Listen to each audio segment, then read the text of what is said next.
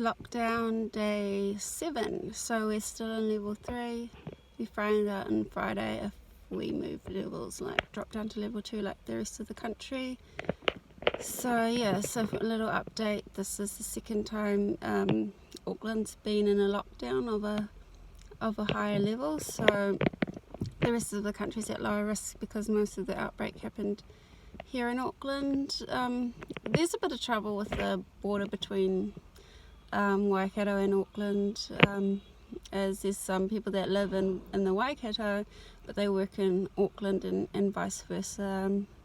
So you're allowed to operate as a business if you can work at level 3, keeping social distance and just have like drop-offs and pickups and that sort of thing. But there's some issue with the rules that you're only allowed to travel between the borders of the two regions if your work is classed as essential. So people have their business, say in Auckland, but it's a cafe or something, so because it's not essential like a supermarket, then they're not allowed across the border, though technically they're allowed to be open right now. So it's all a bit of a issue, and then they need letters to say that they're allowed to cross the border, like from the government. So and those sort of things take time. So yeah, there are some issues with living on borders at the moment. Other than that, I've just been at home. My husband works, so yeah, I've had a bit of a break from the kids and just gone for a drive, and because the cafes are open, I got a coffee and a cake, and just sat out in the park and had a bit of fresh air, and that was nice to just have a minute to myself and just get out of the house. You're allowed to go for a walk and that sort of thing, and go to the supermarket. So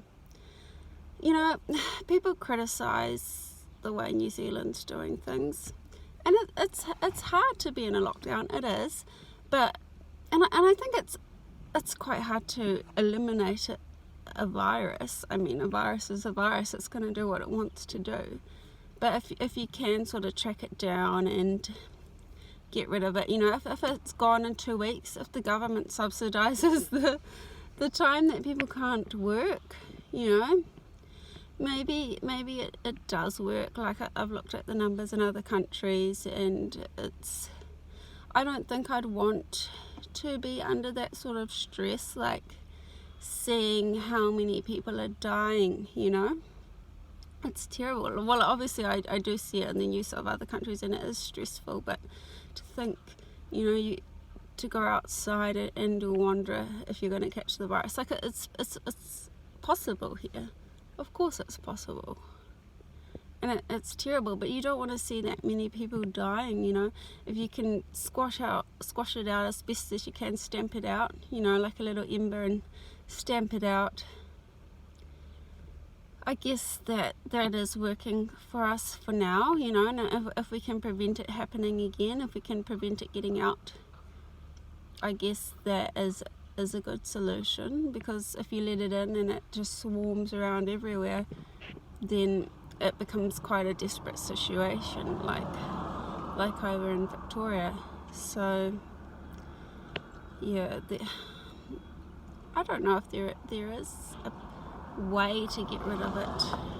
Well, you can't get rid of it, but obviously to prevent it as best as you can. I suppose this way is working for us, because it's tough for a couple of weeks, but if the government supports us, then then everything can get back to normal again, and then we don't need such tight restrictions. So yeah, maybe it does work.